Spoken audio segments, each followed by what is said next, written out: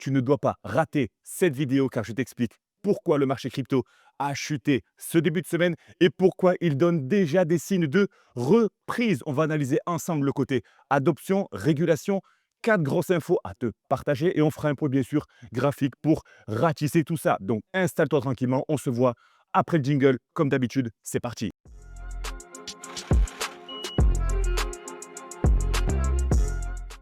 Avant que la vidéo commence, n'oublie pas de t'abonner pour ne pas rater nos 3 analyses hebdomadaires le lundi, le mercredi et le samedi. Je vous partagerai également la nouvelle horaire de diffusion des vidéos YouTube. J'espère que ça vous plaira. Et pour le savoir, bien sûr, vous me suivez sur Telegram. C'est là où je partage plusieurs fois par jour de l'actualité, l'adoption et tout ce qui pourrait faire bouger le marché crypto dans un sens ou dans l'autre. Et en parlant de faire bouger le marché, voici les 4 actualités qu'il ne fallait surtout pas manquer depuis ce début de semaine. On les attaque de suite. N'oubliez pas de vous abonner sur Telegram. Vous me rejoignez directement en cliquant sur la bio. On ne perd pas de temps, on y va tout de suite.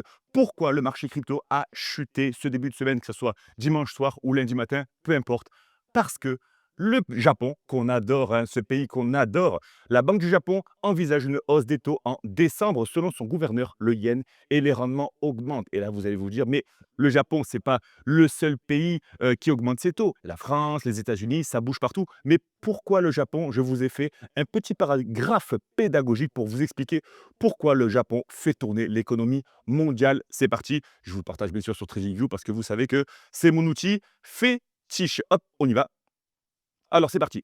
Pendant des années, le Japon a été la pseudo-banque du monde. Elle prêtait de l'argent très peu cher, presque à zéro, parce que oui, les taux d'intérêt des banques du Japon étaient très bas. Je vous rappelle ce que sont les taux d'intérêt. Bon, je pense que vous êtes, la plupart d'entre vous, investisseurs ou avez déjà contracté un crédit, hein, que ce soit IMO ou crédit consommation. Tu empruntes 10 000 euros, on te propose un taux à 1,5, 2-3%, tu rembourses 2-3% d'intérêt dès 10 000 euros tous les mois, tous les ans, peu importe si c'est taux variable ou pas. C'est ce qui se passait pour la Banque du Japon. Elle prêtait de l'argent avec des taux très bas. Donc, du coup, elle prêtait beaucoup et les investisseurs en profitaient et allaient l'injecter, où ça?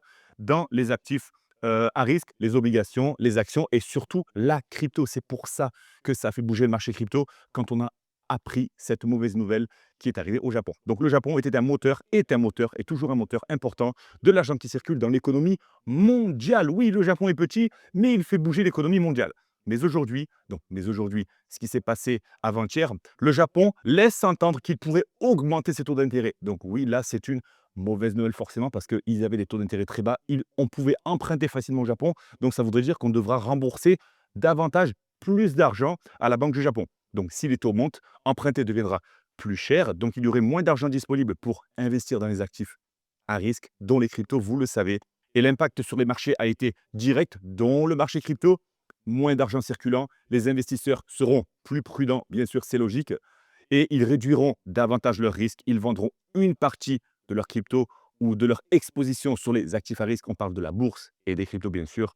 Et le résultat est tombé. La baisse du marché a été inévitable sur le court terme. C'est une mauvaise nouvelle. C'est un catalyseur qui s'est passé. Parce que oui, les catalyseurs peuvent faire exploser le marché, mais c'est aussi un catalyseur baissier, si je puis dire, et bien sûr, parce que une mauvaise nouvelle vient faire vraiment chuter le marché sur le court terme. Je vous le rappelle, la deuxième mauvaise nouvelle qui a été annoncée concernant la Chine réaffirme son interdiction des crypto-monnaies et promet une répression accrue. Il faut savoir que la Chine, ce beau pays, hein, qui est la Chine, et le président chinois, n'a jamais été bullish sur les cryptos, hein. Ce n'est pas Donald Trump, le président chinois, mais il a réaffirmé, donc il a appuyé sur le fait que les stablecoins constituaient un danger pour l'économie chinoise. Mais je vous ai préparé un petit paragraphe très sympathique. Donc la Chine refuse la crypto depuis longtemps. Le gouvernement interdit le trading et le mining depuis des années. Ça ne change pas.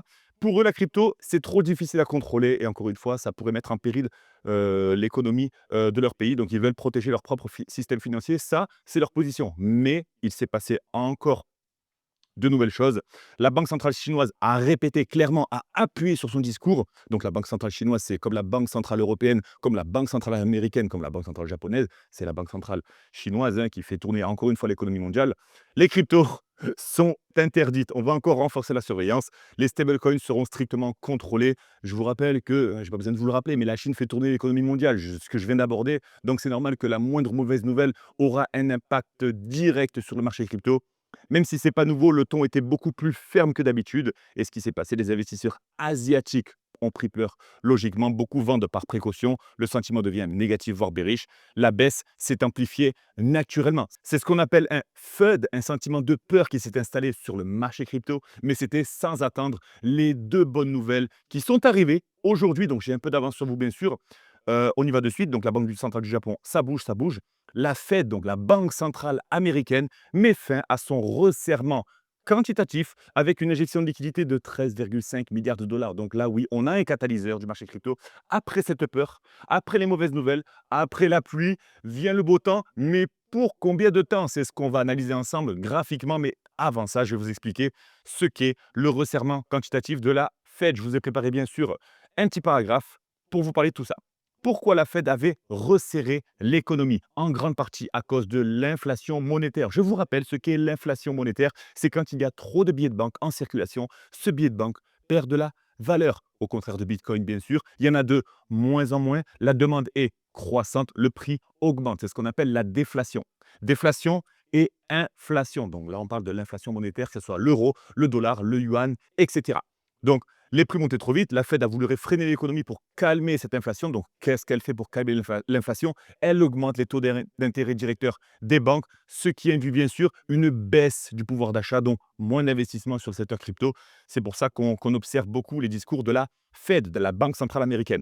Retirer de l'argent du système, le QT, le quantitative tightening, c'est ce que je vais vous expliquer tout à l'heure, et rendre l'argent plus cher pour réduire la consommation et les investissements. Oui, on est pour l'investissement, on veut que l'argent soit injecté au sein des marchés pour que nos actifs prennent de la valeur, c'est logique. Donc l'objectif, c'était de calmer l'inflation en ralentissant l'économie gentiment, c'était volontaire et assumé. On sert pour refroidir tout simplement. Mais ensuite, qu'est-ce que le quantitative tightening? Je vous l'ai fait en quelques mots. Donc, la Fed, la Banque centrale américaine, retire de l'argent de l'économie. Donc, comment elle le fait? Elle réduit son bilan, elle laisse les obligations expirer sans les remplacer. Donc, l'effet boule de neige s'active, il y a moins d'argent, les investisseurs sont plus prudents et les marchés deviennent plus fragiles. Et la bonne nouvelle, c'est que la Fed arrête son resserrement quantitatif. Déjà, pourquoi? Parce que l'inflation a beaucoup ralenti, l'économie commence à fatiguer, elle ne veut pas casser la croissance de cette économie et elle veut stabiliser bien sûr les marchés parce que c'est le moteur de l'économie mondiale. Donc elle dit en gros, on arrête de retirer de l'argent, on calme le resserrement et on a eu réaction du marché sur le court terme. C'est ce qu'on va aborder tout à l'heure. Mais pourquoi c'est une bonne nouvelle pour les marchés, hein? Je continue. On y va ici. Parce que la Fed, quand elle arrête le quantitative tightening, donc le QT, il y a plus d'argent disponible dans l'économie. On parle encore une fois d'injection de liquidité, un gros catalyseur, vous le savez. Et en parlant de catalyseur, la deuxième grosse nouvelle arrive très très vite. Elle est arrivée sur mon bureau hier et je vais vous expliquer pourquoi c'est un très très gros catalyseur. Ça rassure les investisseurs, bien sûr. L'effet de peur s'estompe par rapport au Japon, à la Chine. Vous l'avez vu par rapport à la réaction du marché. Ils reviennent progressivement sur les actifs risqués, les cryptos bien sûr. Les actifs et les actions et cryptos respirent, les prix remontent. La liquidité, c'est le carburant du marché. Est-ce que vous l'avez compris? Les mauvaises nouvelles, c'est quand la liquidité, forcément, sort du marché. Et les bonnes nouvelles, c'est quand on a des injections de liquidité. On a plus d'investisseurs qui vont revenir sur le marché crypto. Et en parlant de ça, on a Vanguard, un des plus gros fonds d'investissement mondiaux, qui ouvre sa plateforme aux ETF Bitcoin et met fin à un blocage de 2 ans. Qu'est-ce que Vanguard et pourquoi c'est une grosse nouvelle? Je vous ai fait aussi un petit paragraphe. J'espère que ça vous plaît en tout cas, parce que j'aime bien vous l'expliquer à travers mes paroles et un fond, mais c'est bien aussi que vous puissiez écouter et lire en même temps. En tout cas, dites-moi en commentaire si ça vous plaît. J'ai pris ce temps pour vous expliquer, vous faire ça de façon un peu plus pédagogique. Qui sont-ils? Vanguard est un des plus gros gestionnaires d'actifs au monde avec plus de 11 000 milliards de dollars en gestion et en sous-gestion. Très conservateur et anti-crypto depuis des années. Oui, ils l'ont déjà dit dans plusieurs posts comme JP Morgan, mais il n'y a que les cons qui ne changent pas d'avis. Et c'est un très, très gros catalyseur parce que si ce fonds d'investissement s'ouvre au fonds crypto, encore une fois, injection de liquidité, mes amis, vous le savez. Ce qui change, ils ouvrent enfin l'accès aux ETF crypto à leurs clients qui ont des milliards et des milliards de dollars en gestion. Ils passent de on refuse la crypto à on l'autorise. Imaginez bien sûr le boom que ça apporte sur le court terme et espérons sur le moyen terme. On va voir ça ensemble sur les graphiques. Pourquoi c'est important? C'est un signal très fort pour la finance traditionnelle. Encore une fois, un pas vers la finance traditionnelle. La finance crypto fait des pas de géant vers la finance traditionnelle. Ça se démocratise, mes amis. Des millions d'investisseurs peuvent maintenant acheter du Bitcoin via Vanguard et non pas uniquement via la DeFi. Ça renforce la confiance et apporte potentiellement beaucoup de capitaux au marché. Non pas potentiellement, mais ça va apporter la liquidité, mes amis. Et restez bien sûr branchés parce que ça risque de décoller durant les prochaines semaines, parce que catalyseur sur catalyseur, vous le savez, on a des mauvaises nouvelles côté Chine, côté Japon. Certes, il faut le prendre en compte, mais de l'autre côté, regardez ce qui se passe côté États-Unis. Donc là, j'avais bien sûr préparé un petit post aussi après des mois de blocage. Vanguard autorise enfin les ETF crypto sur la plateforme. Ça fait plaisir. Ça fait vraiment plaisir de voir que le marché bouge dans un sens ou dans l'autre, peu importe. Mais c'est vrai que lundi, il a chuté de plusieurs pourcents. Il a tendance à repartir sur le court terme. Et là, c'est ce qu'on va aborder ensemble. Les cryptos qu'on a évoqués lundi, où en sont-elles? En parlant de ça, on a partagé un trade dans le Trading Club. Bien joué la team, bien joué Amael, notre cher trader qui a partagé un trade sur SUI. Boum, SUI. On a TP, ça y est, TP 1 et 2 touchés, donc il a partagé le trade. On a gagné sur SUI et il a partagé HBAR le 2 décembre. Alors ça, c'était Flash. Le 20 c'était quoi? C'était hier. Hier à 21h24, il partage HBAR en longue, bien sûr. 22h06, soit environ 40 minutes après. TP1 touché sur HBAR. Bien joué à la team. Vous continuez d'encaisser et partagez-moi bien sûr vos commentaires sur le Trading Club. Pour le rejoindre, bien sûr, vous me rejoignez directement sur Discord ou sur la bio et on peut en parler. Ce sont des trades qui sont envoyés par la personne qui vous formera à l'analyse technique pour devenir autonome. Ce n'est pas un bot de trading, ce n'est pas une personne qui sort de nulle part. C'est la personne qui vous forme au sein des modules de formation et qui vous accompagnera à devenir autonome. On fait un point très rapide sur Bitcoin. Donc, on continue. Cette vidéo sera peut-être un peu plus longue que d'habitude, mais c'est pas grave parce que c'est le but aussi de faire un point quand il y a volatilité. Bitcoin, désolé, j'ai pas branché ma souris, donc j'ai un peu du mal à, à zoomer. Bitcoin a très très bien réagi. Regardez-moi ces bougies de fou furieux. On était aux alentours des 93 000. On a eu la chute, hein, vous le savez, la chute de ce début de semaine. Bitcoin a perdu quasiment 10%. Le sentiment de peur s'est installé. On en a parlé déjà. On s'est dit, est-ce qu'on va aller plus bas? Les 83 900 $ doivent tenir et ils ont tenu. C'est un signal très très fort de reprise car le support des 83 903 $ a encore tenu. Regardez, test une fois et retest. On est venu rebondir chirurgicalement sur ce support du premier arrêt de Fibonacci. On en parle depuis des jours. Il a encore tenu, donc c'est un signal très bullish pour les cryptos. Attention, court terme, court terme. Quand ça sera moyen terme, je vous le mentionnerai bien sûr. Mais le marché semble repartir. La prochaine résistance sur Bitcoin se situe aux 98 000 $. Allez, let's go Bitcoin. Ensuite, les 100 000 $. Et ensuite, la zone de rechargement des 108 000 $. Mais step by step, on check ensemble les 98 000 $ et on verra ensemble les 100 000 $ psychologiques sur Bitcoin. Très, très belle réaction côté, côté marché crypto. Et en plus de ça, est-ce qu'on l'a? On l'a sur Bitcoin ou pas? On l'a. On a un W qui est en train de se mettre en place. Donc, confirmation supplémentaire, on a un support et on a un W qui est en train de se mettre en place. Si vous voulez savoir ce qu'est un W, ce qu'est un M, ce qu'est une figure chartiste, regardez la vidéo que je vous ai partagée ici sur l'analyse technique. 1h30 pour comprendre comment fonctionne l'analyse graphique. Même si vous débutez de zéro, allez voir cette vidéo. Commentez-moi là, s'il vous plaît. Je parle vite, j'envoie parce que oui, là, je suis tout excité de voir que ça bouge, hein, ça bouge dans un sens ou dans l'autre. Moi, j'ai racheté bien sûr sur les baisses, mais on va commencer à se positionner sur les ventes. J'espère que vous vous êtes positionné à l'achat ou à la réflexion sur la baisse pour penser à vendre, à vendre, à vendre. Ça corrige, on achète, on achète, on achète. Ne l'oubliez pas, s'il vous plaît, restez dans la tendance.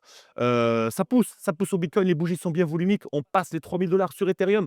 Très bonne nouvelle sur Ethereum. On réagit encore une fois à la zone de rechargement. On a réagi, on a poussé. On a réagi une deuxième fois aux 2 749 $. Allez voir la vidéo de lundi où je vous ai partagé qu'il risquait d'y avoir réaction côté acheteur. La réaction a été faite direct. Boum, on est venu mécher et on est en train de repartir. En plus de ça, deuxième confirmation, on est en train de former un W dans la zone de rechargement. C'est très, très, très bullish. Court terme. Court terme, bien sûr.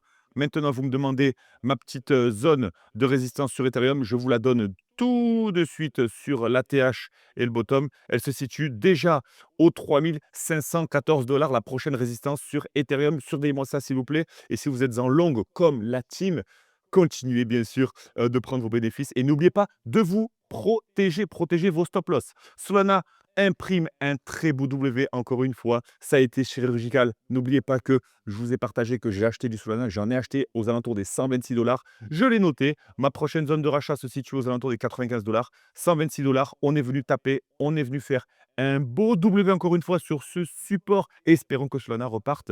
La target sur Solana depuis la TH se situe aux alentours des 172 dollars prise de bénéfice, mes amis. Donc, on reste patient. Link a bien réagi également. Un magnifique W sur une trendline. C'est magnifique. Vous vous souvenez, on a parlé de cette petite trendline qui devait tenir. Regardez, hein. Rebond, rebond, rebond, rebond. Simple, efficace. Arrêtez de vous compliquer la vie. Je vous ai tracé une trendline et on est en train de faire un W sur la trendline. C'est hyper puissant et on a 2 confirmations bien sûr, sans compter bien sûr le beau momentum qui est bullish. Donc ça pousse sur Link et si vous voulez une target court terme, moyen terme sur Link, on va se mettre sur le plus haut. Ça serait aux alentours des 17 dollars. 17 dollars, belle zone de résistance. On continue avec AVE aussi qui a dû rebondir parfaitement sur sa trendline. Encore une fois, chirurgical, trendline, rebond, rebond. Et là, on est prêt à repartir pour AVE également sur le court terme. Attention sur le court terme, ne commencez pas à me parler de 400, 500 dollars sur AVE. Hyper liquide n'a pas réagi sur la zone de rechargement, mais ce n'est pas grave. Il imprime aussi un beau W. Ça fait vraiment plaisir. Bitensor aussi repart avec un beau W, mais attention, ce n'est pas un W, c'est un creux de plus en plus bas. Mais espérons que Bitensor reparte. En tout cas, belle volatilité sur Bitensor, sur Tao, vous le savez. On adore trader. La Bitcoin dominance, HBAR, on en a parlé aussi, un très beau W sur HBAR avec le support des 13 centimes qui semble bien tenir. La Bitcoin dominance reste autour des 59-60%. Attention, ça veut dire que 60% de d'injection de liquidité sur le marché crypto reste sur Bitcoin. Belle marge de manœuvre sur les altcoins, mais attention, la Bitcoin dominance reste encore très élevée. Voilà, c'était le petit point graphique, petit point de TVL, on voit que l'intérêt revient gentiment depuis les 24 dernières heures, plus 4% sur l'écosystème Ethereum, plus presque 10% sur l'écosystème Solana, plus d'injection de liquidité sur Solana. Allons savoir pourquoi au cours des prochaines vidéos. On a SUI qui prend presque 23% d'injection de liquidité, 23% de TVL au sein de ces protocoles. Encore une fois, bien joué à Maël qui a partagé le trade sur SUI, donc c'est ce que j'ai partagé sur Discord.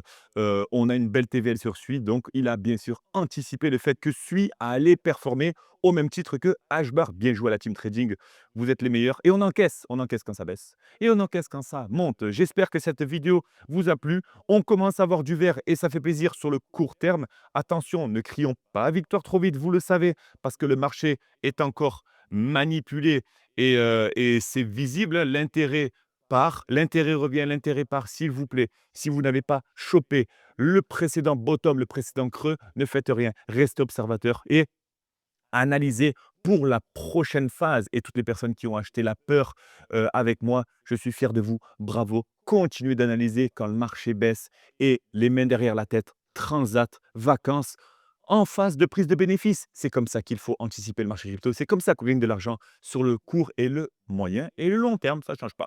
Donc, on se voit bien sûr samedi pour la vidéo opportunité. Je sens que ça peut être une très belle vidéo si le marché des altcoins repart. Donc, n'oubliez pas notre rendez-vous samedi. Elle sera postée le matin. Donc, suivez-moi sur Telegram pour connaître l'heure de diffusion à partir de samedi. Vous vous levez, petit café et vous pourrez profiter de la vidéo et saisir les opportunités avec moi. Je n'ai plus qu'à vous souhaiter un excellent appétit si vous êtes à table. Rejoignez-moi sur Discord et sur Telegram.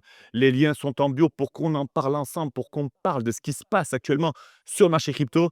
La team Discord, la team trading, vous êtes les meilleurs. Continuons d'échanger, s'il vous plaît. Il n'y a rien de mieux qu'un groupe qui avance ensemble. On se voit samedi, n'oubliez pas, samedi matin pour notre nouvelle vidéo opportunité. Passez le bonjour à toute la famille et portez-vous bien mes amis. À samedi.